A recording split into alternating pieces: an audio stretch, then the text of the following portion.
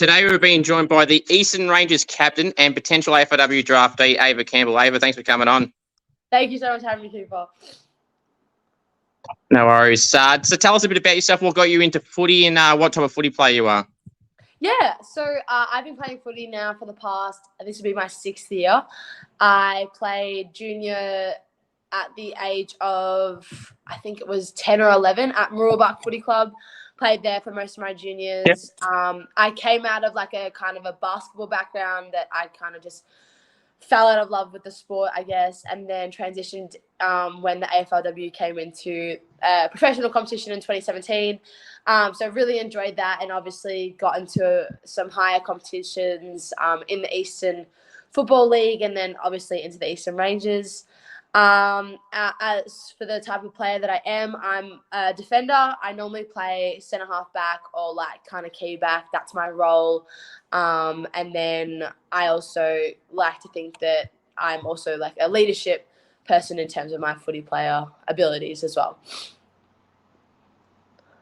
That's good. So obviously being the Eastern Rangers captain, how did that come about and how did you feel when that opportunity was given?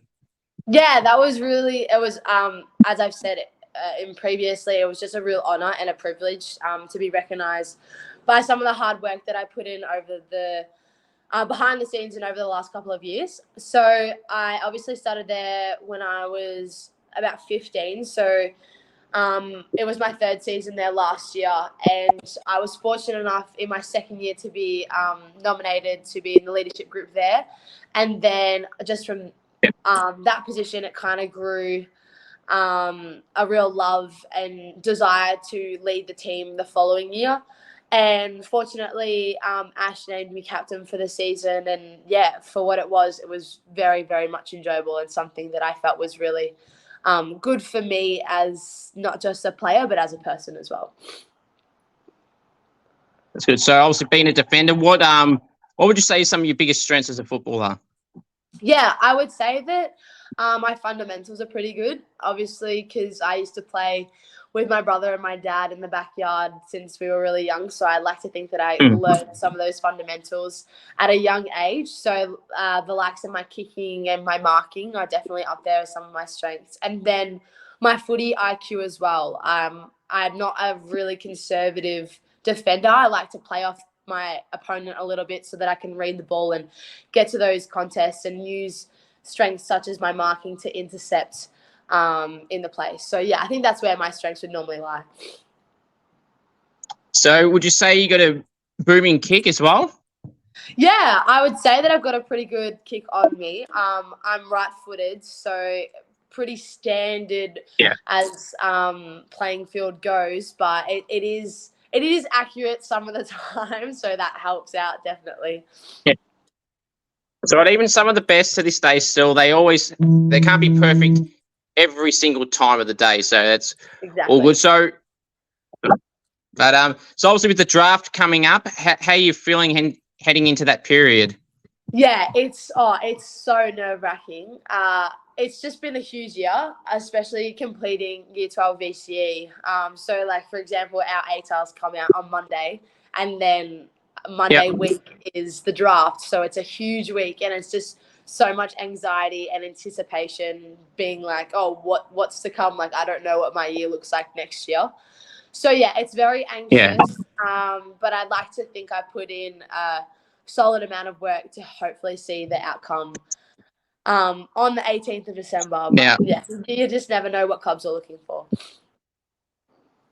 That's right. So how was the very first interaction with a club meeting, an interview, whatever you want to call it? How was that first meeting and how were you leading up into it compared to how you came out of it? Yeah, that's a good question. So I have been a part of the Vic Metro Hub the last couple of seasons. So I've had some experience with speaking with clubs because they sometimes do like round robin. Like they do like not like speed dating, but they'll do like small little interviews with them. Yeah. So like I had some experience there, but obviously my first club interview is always so daunting, and it's like, well, this is reality. This is what I want to get myself into, and this is like things that you have to do. So definitely it was very it was very anxious. I was very anxious. But I think that I prepare myself well for that sort of stuff. Like, I'm pretty open and pretty honest. So I think coming out of that first interview, I was pretty pleased with how I went about it. So yeah, it's just a matter of just being like true to yourself and just sticking with your values and morals. I think that's where I am, find myself succeeding in those interviews. Do you feel being a captain of the Rangers has kind of helped you probably go into some interviews, considering with obviously being the captain, there's more responsibility in general. So then you're kind of doing these catch ups with clubs or with, other competition leaders or any media stuff, etc. Yeah, 100%. I have never done as much public speaking in a period of time with Eastern Rangers than I have ever. So that's definitely been beneficial. I think obviously you've always got like the hype up before the game, those little team talks, but then also like relaying messages to your coaches and your fellow teammates throughout training sessions and throughout the week have definitely been helpful. And I found that I've picked up a lot of people skills and a lot of communication skills, and that's just been a credit to the people that I have around me as well. They've been really, really beneficial in terms of not just developing me as a player, but as a person as well. And that's what I and a lot of other people I know really, I can't think of the word right now, really value. So yeah, That's it's good. definitely helped me leading into things such as this, like little media stuff and like speaking with clubs at a higher end. So yeah, definitely been helpful. So I'm going to assume that you've nominated for the national draft. Is that correct? Yes, I have. Yeah. Nice. So was that a easy decision to make? Obviously, because a lot of people I was talking to have open nationally to keep their options open, obviously, but some go for the state draft. Why do you feel some may lean towards the state, considering, or I suppose outside of Victoria, you limit your options? So how would you feel in that process? Was it pretty easy? No, I definitely had to think a lot about it. I spoke with a lot of people as well, a lot of my support group.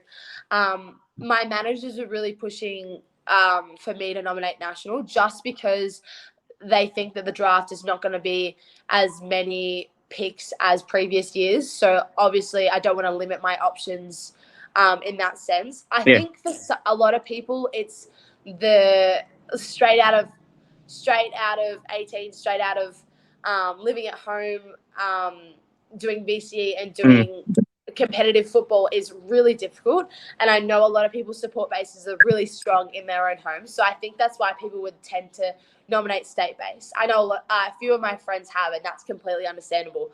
I think for me, though, the person that I am, I'm quite independent, and I can see myself thriving at an interstate club. And I think that I would rather be on an interstate list than not be on any list at all, if that makes sense. Yeah, no, of course, that's spot on. So, obviously, with these interviews with clubs, do you feel, you don't have to name who, but do you feel personally there's a club that's kind of shown some more interest than others that you feel could be the one, or are you like a lot of people sometimes they're completely out of the loop and they have no idea where it's heading? Yeah, honestly, like you think that an interview will go really well, and you just have no idea what they're thinking. Like my manager has spoken to me a lot, and they speak to the clubs and they tell them how much they're interested in Ava or how much they're interested in other people. So yeah, I honestly am going to be like the rest of the crew and be like, I really don't know which way it's going to go. In saying that though, I have been fortunate enough to speak with a few clubs, a lot of mostly Victorian, but a few interstate. Yeah. And so yeah, I think potentially Victoria, potentially interstate. You just never know, especially with this trade period that's happening. You probably know much more than I would, but of just how that it will go these next couple of weeks, really. That's right. Yeah, as we're recording this just before this, 3 trades went through. Yes, Durson went to Carlton, then Eliza West and Casey Sheriff both left Melbourne to go to Hawthorn. It's been a few trade requests. Yeah, so it's been a few trades and requests in between just in the first few days. It's going to be interesting to see how it finishes it by the end of next Thursday. And as you said, where the draft picks like, you don't know what clubs will have what type of picks. So who did you go out barracking for? I grew up barracking for Collingwood. So if Collingwood were to draft me, that would just be like dream come true. So what was that? It just cut out then? Sorry, I said Collingwood. Collingwood up. in both competitions? Yeah, both competitions. Okay. Nice, because it's funny because the last few people I've had on, so they've been kind of mixed. They've had one team for AFLW and one team for AFL, which I found a bit interesting. But anyway, so the Pies then be pretty happy with how the guys went in the winning the premiership. Oh my gosh, it was so good.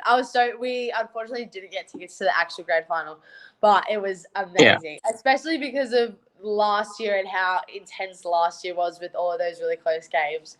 But yeah, I'd like to think that I'm a strong enough supporter to go through to the girls competition as well. I have a few friends in the girls team as well, so I can't not support them.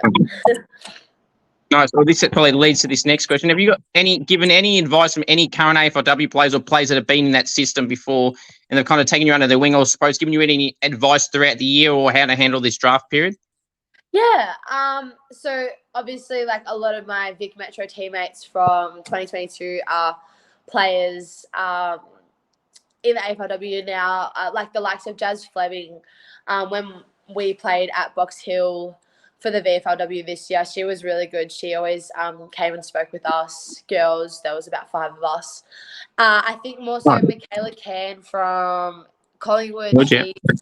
She works at the gym that I go to, and she's been really helpful, especially when it came to external stuff like managers and with strength and conditioning stuff. She's been really helpful. So yeah, I think I've got a few, but I don't have one absolute best friend as such. But yeah, I think like a mix around. It's been really helpful. Yeah.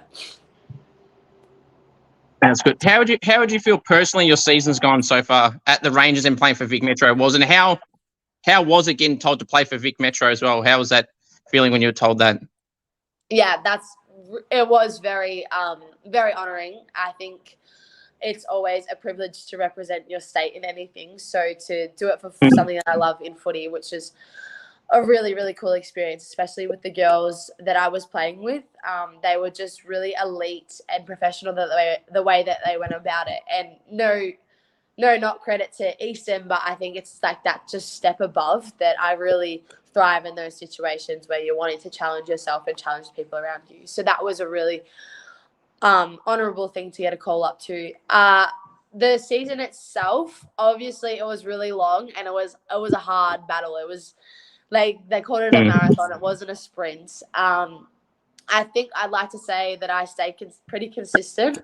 Obviously, there's going to be games that you're not happy with, but I think that I stuck true to myself as not just a player, as a person, which is something that I pride on.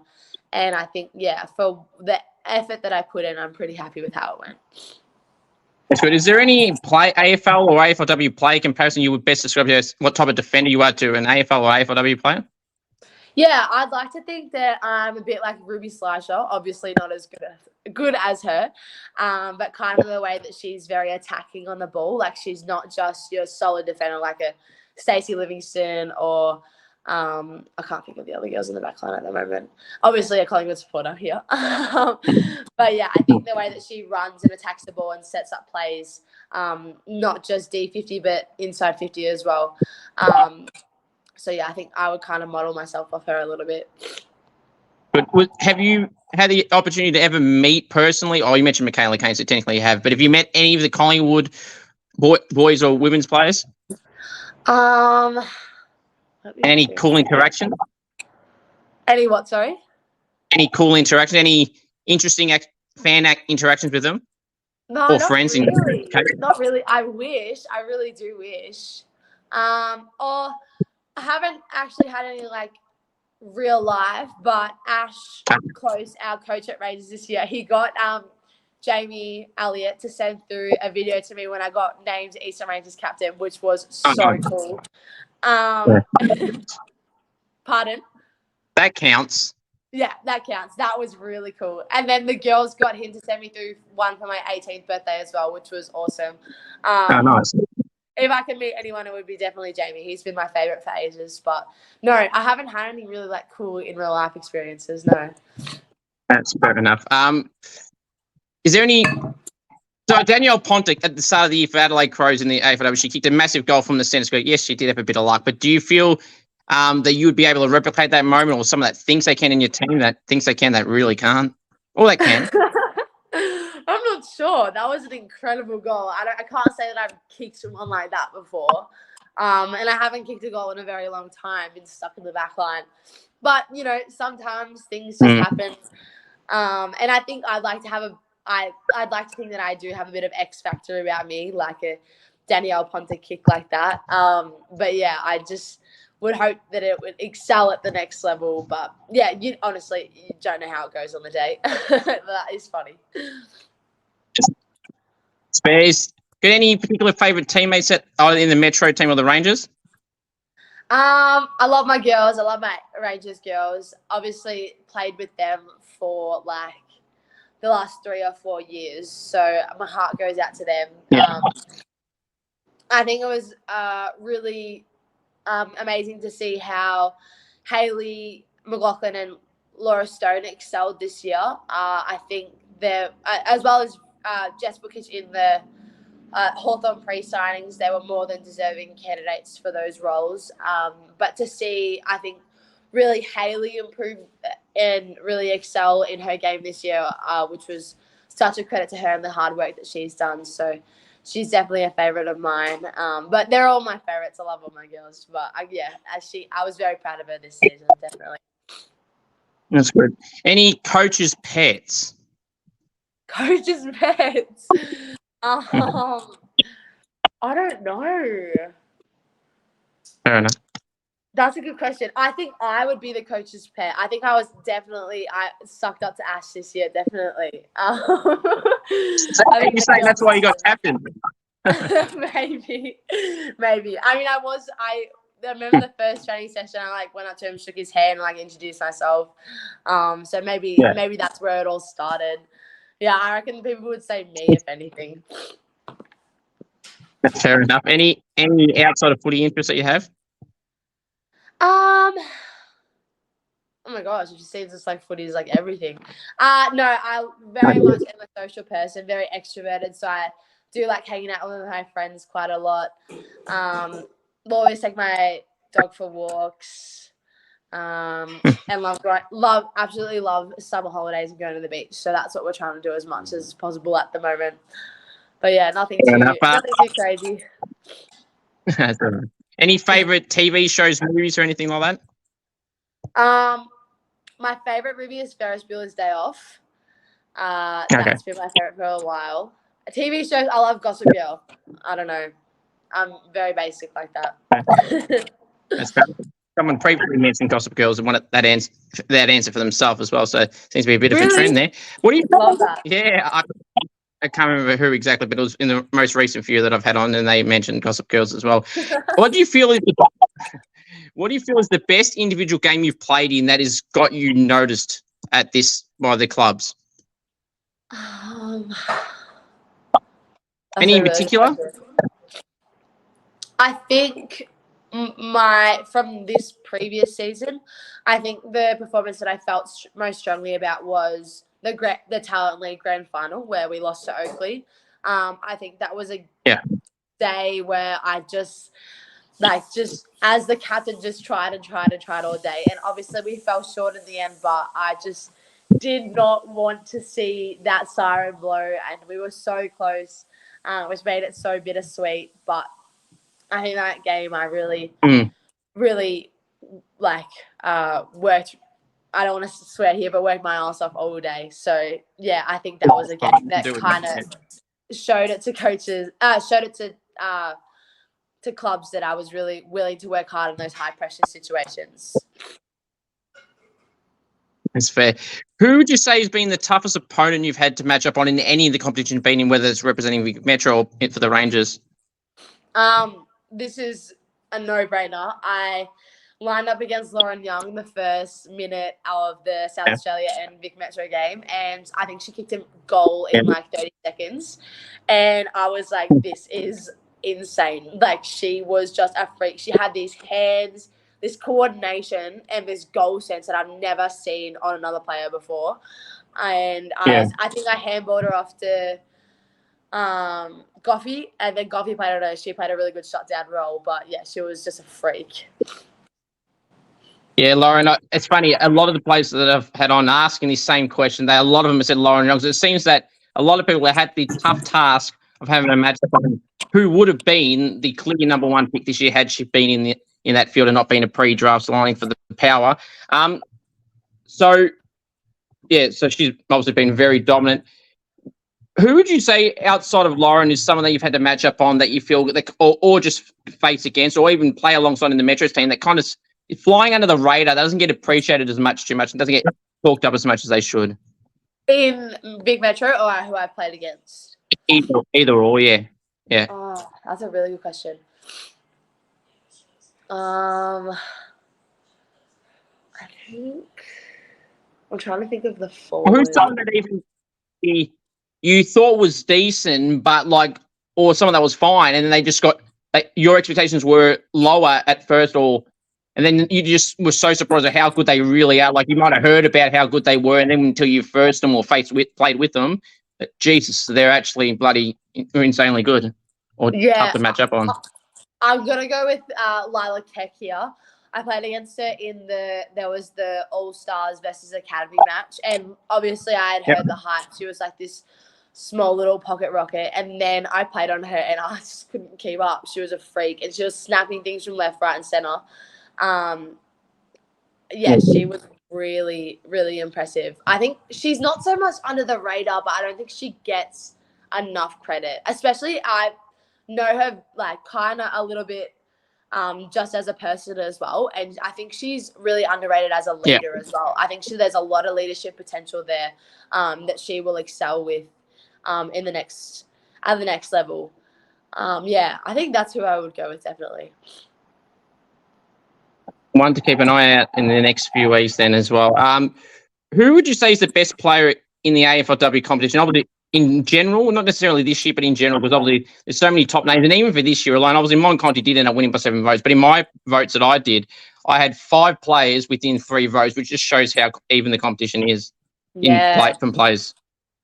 Yeah, I think Mon's is standing out for me 100%. I think you can't look past.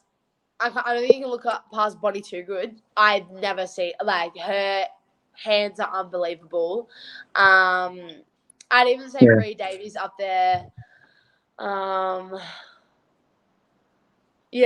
think between Bonnie and Mon, I think they're where the competition really takes it to another level. And even Maddie Pisparkas you could throw in there as well. But I think, and also I know Mon comes from a basketball background. And I think that's where her just elite athleticism allows her to open up the game. So I think that's a credit to her for winning that AFLW Best and Fairest, definitely. But I think those would be my players. So you could argue that Bonnie was too good this year. Yes, well, she did win the Essendon Best and Fairest last night. Yes, she did. I would argue that, definitely. Yes, it was a lame attempt of a joke for people that can calm down. Everyone uses it. It's in her name, so it makes sense. And I may have I've used it a fair few times. When I've done my match day vlogs at some of the Essendon games that I've been to, every time she had a shot and goal, I would always use that. If she kicked it, I would say, yep, she's too good for that, or whatever. And then if she missed, I say she wasn't too good on this occasion. So it's a running gag I just try and do. Try to liven up the voice a little bit. Instead of being generic, try and make it a bit funny. If you could poach any player or players from another club, let's hypothetically say you're going to be playing at Collingwood, who would you want to join the Pies? Being a Collingwood fan too. Oh, great question. I'd take my good friend Mia Austin. I don't think many players have got a 100%. What's Mia Austin you say? Mia Austin from Carlton. Not many players have a kicking efficiency in front of goal at 100%. So I think if you needed a clutch goal at any stage in any game, I would take Mia Austin, definitely. Interesting choice. Normally people go for the best of the best of the time. Obviously, she's a good young key forward, but it's interesting to see a different name get mentioned too. Who loves the limelight? The attention and the camera at the Rangers or the Metro team, and they just can't get enough, and they know where the camera is to either exaggerate something or over celebrate a goal or anything like that? Nah, I can't say anyone. They're all. If you'd ask the girls at Rangers who would do that, they would probably say me. But even I would deny Okay. that. They're all extremely humble, and a lot of them don't like attention. Like, I know Liz is a bit of a show pony out on the field, but she's so not like that with all the attention. She's not a massive fan of all Yeah. that stuff. Even Stoney, like her playing ability on the field is just so, you could characterize as extroverted, but off field she's quiet to the people that she does and she isn't as close with. So I couldn't throw any of them under like that. They're all very humble people. That's very nice for you, but like you said, they mention you, so that's. Come on, if you're giving them a favor, they should do you you're the captain after all. They should be helping you. Maybe I would go Jess Bukic. She does love a bit of a laugh sometimes, and I think she wouldn't shy away from the camera too much, but she is also very humble as well. That's good. Well, you can mention her now because she's gone now. Unless you end up at Hawthorn, then it might be interesting then after that. Yeah. But what's something someone does at the club that you can just not stand, and it's like scaring people or leaving rubbish around, anything like that in particular? No, I don't. There's no really. Our culture's pretty good. We don't really dislike a lot of things about many people. I think maybe Grace Bubba, she practices too many goal kicking when she probably should be working on her defense a little bit more than she should be on her goal kicking. But she slots some really good ones, so credit to her. But she probably doesn't need to be kicking goals as much before training. She should be in the back line doing some contest work or something. But no, I can't say that I dislike anyone's behaviours, no. Fair enough. So I just didn't catch the names. It was cutting out a little bit. Who were you talking about then at the end? Sorry, I said Grace Bubba. She's one of the. Well, she's top age now for Eastern Rages.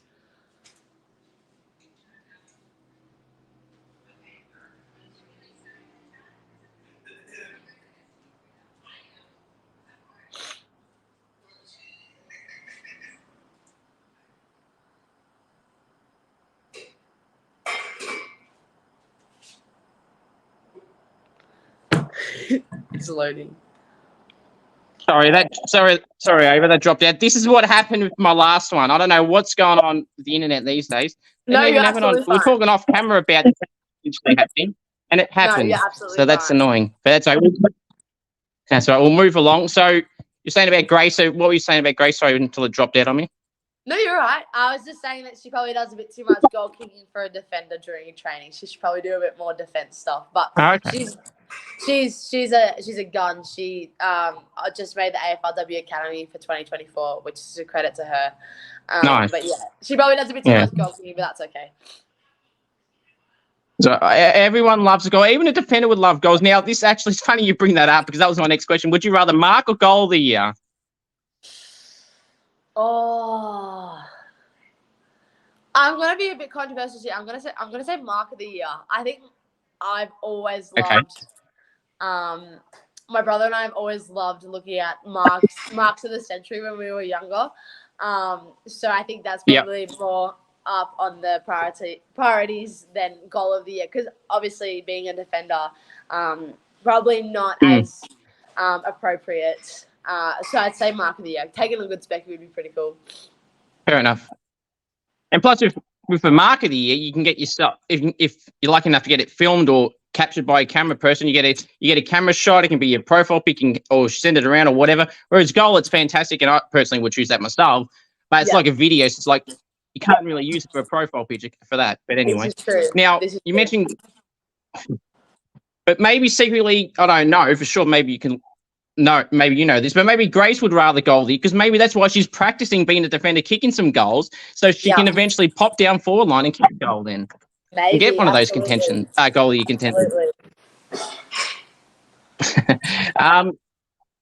All right. So, who's some teammates you've been impressed by at the Rangers that probably don't get talked about? I know we kind of mentioned a little bit before, but who's some teammates at the Rangers that you feel that people should keep an eye out on for the future year or two? Or years? Yeah, as in my age or a bit younger? Oh, either or, either that's going to be potentially drafted this year or year after. Okay, cool. Yeah, no worries.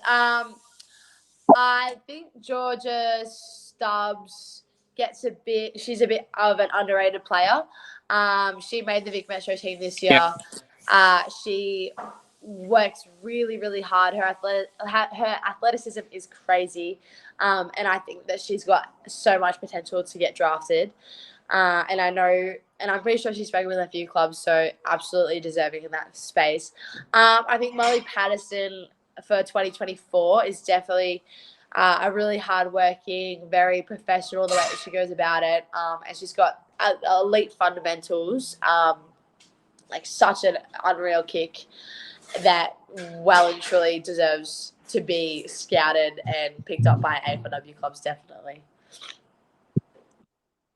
No worries. I got one final question. Appreciate coming on, Ava. Now, and I think I know the answer to this because you are a defender, and I've started to incorporate these questions lately because, as you'd be aware, with forwards, there's always awards for forwards. You got the Coleman, and with the Brownlow, it's a midfielders award. And even ruckman to get recognised in votes nowadays. Do you feel there should be a form of an official defenders award? Oh, that's a good question. Look, I could stay here and say that, we're so hard done by defenders and all that stuff. But I think they're just ultimately the backbone of clubs, of teams, sorry. Yeah. Maybe you could almost say that they're like the club person award. But I don't know. That's a hard question. But I've seen defenders win best and fairest before. Like Mia Bush won back-to-back Eastern Rangers medals by playing defence. So it never really limited some people. I think if you're good enough, you should be rewarded. But I don't know. I don't think so. I feel like that would be a bit unfair. But I don't know. Maybe you need to ask some more defenders this question. I don't know. It's a hard one. I'd say yes, but I'd also say no. Fair enough. A lot of defenders. I think I've probably asked this question 7 times, and probably about 5 of them were defenders coincidentally. I think 4 of the 5 defenders said they would have it.